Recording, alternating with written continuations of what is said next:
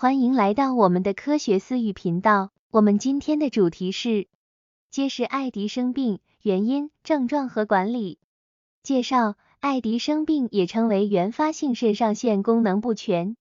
是一种影响肾上腺的罕见但可能严重的疾病，以英国医生 Thomas Edison 的名字命名。他在19世纪首先描述了这种情况，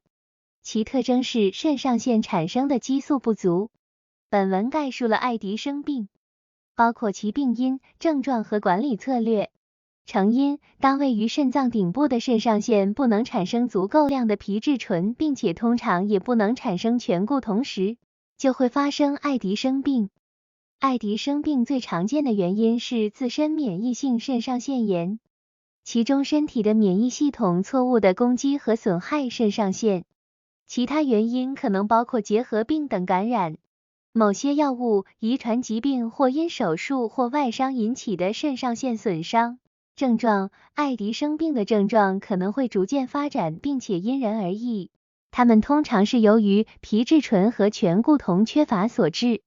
而皮质醇和醛固酮是维持整体健康和幸福的重要激素。常见症状包括疲劳、虚弱和慢性疲劳，体重减轻和食欲下降，低血压，皮肤变黑，特别是在皮肤皱纹、疤痕或压力点处，对盐的渴望和低血糖症，恶心、呕吐和腹痛，肌肉和关节疼痛，情绪变化如烦躁或抑郁，女性脱发或头发过度生长，女性月经不规律或没有。诊断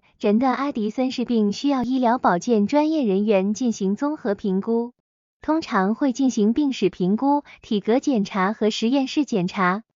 进行血液检查以测量皮质醇、醛固酮和促肾上腺皮质激素 X 水平。X 刺激试验，其中施用合成 X 并测量皮质醇水平，可以确认诊断。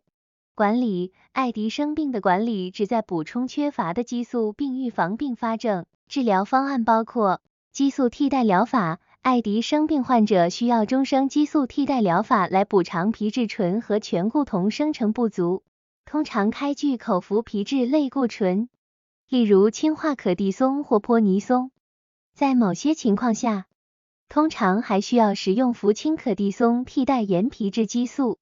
压力管理：压力情况如疾病、受伤或手术，可能会引发爱迪生病患者的肾上腺微象，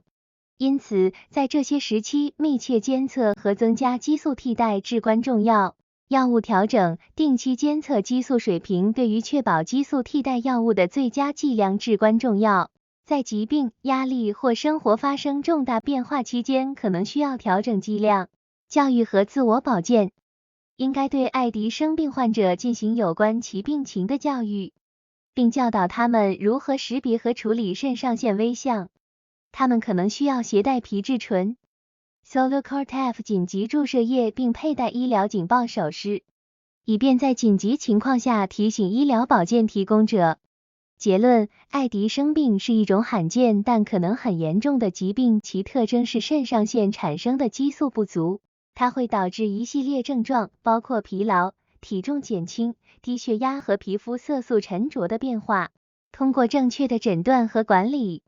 爱迪生病患者可以过上健康而充实的生活。定期医疗随访、激素替代疗法、